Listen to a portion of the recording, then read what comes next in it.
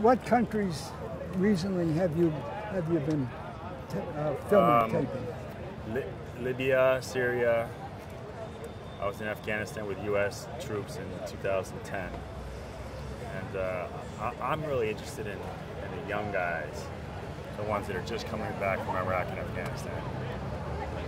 Those guys' perspectives, you know, because that has a huge impact. You know, if they're giving their medals back, that harkens back right to the winter soldiers, right? Essentially in Vietnam and Kerry and what those guys did, right? So I'm really interested in that young mentality. I've seen young vets that are in Occupy in DC and New York, and kind of gravitated towards them a little bit.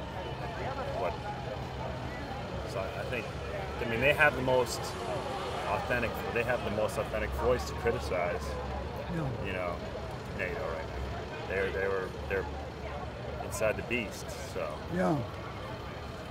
Of course, I was too, but I was just a journalist. You know, I was a journalist. So to a certain extent, you have to be embedded. I mean, in order to get your credentials, like when you travel, passports, over. Yeah, you're totally, when you're embedded in this era, you're totally dependent on the U.S. military for logistics, food, security, of course, everything.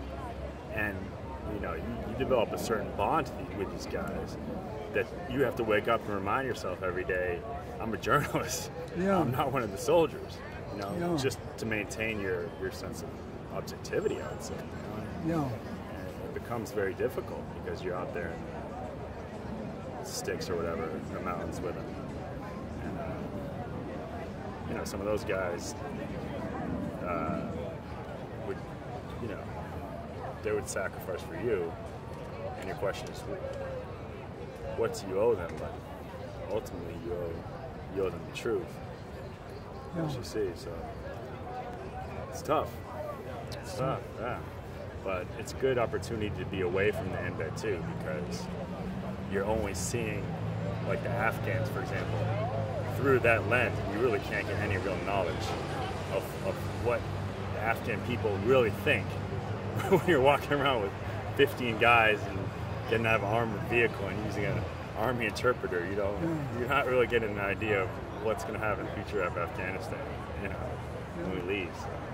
The one thing that you mentioned, the feeling of brotherhood and come to the alley and so forth, is so bad, because that particular feeling we all have and could be used for good things. Right. You know, we Right. should look out for one another and feel for one another, and that's and the Army needs that, but so do human beings. It is sad because it's some of the strongest bonds amongst young men, giving your life for your brother.